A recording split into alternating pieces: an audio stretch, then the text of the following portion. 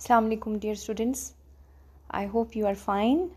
As you remembered that in our last class we did the book exercises of At Grandfather's House, and in those exercises we talked about conjunctions.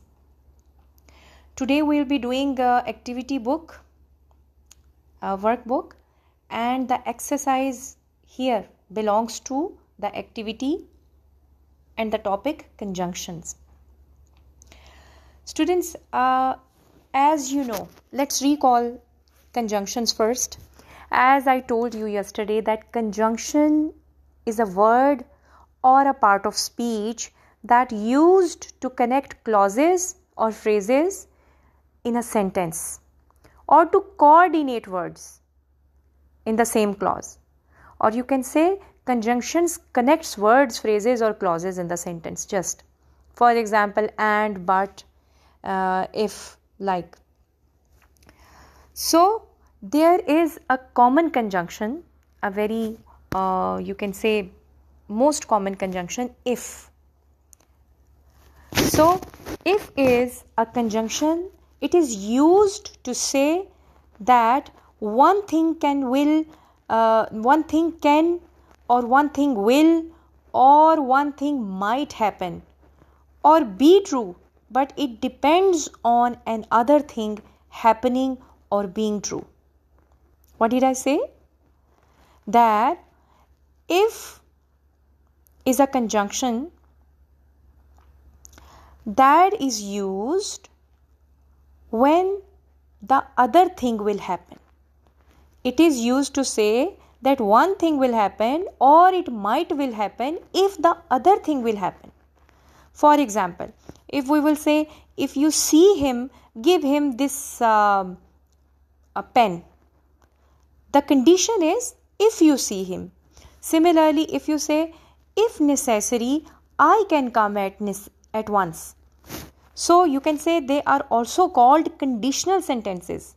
See, in the both examples which I have shared, they are the conditions that if if is very most common conditional conjunction. And conjunction, it is used in conditional sentences, that if one thing will happen, then another thing must happen. This is just the thing that you keep in your mind before doing this exercise. The easiest one is, here they said make suitable sentences with if. We are going to join these sentences as I have done, mark them before you. The first one is, if you are tired, go to bed. See, the situation is conditional. If you are tired, then go to bed. Got it? B is, if you are thirsty, drink some water. If he breaks his leg, he will go to hospital. If they don't eat, they will starve. If she drops the plate, it will break. If it rains, you will get wet. If we look for it, we will find it. This one. So in all these sentences, what is the common point? The common point is condition.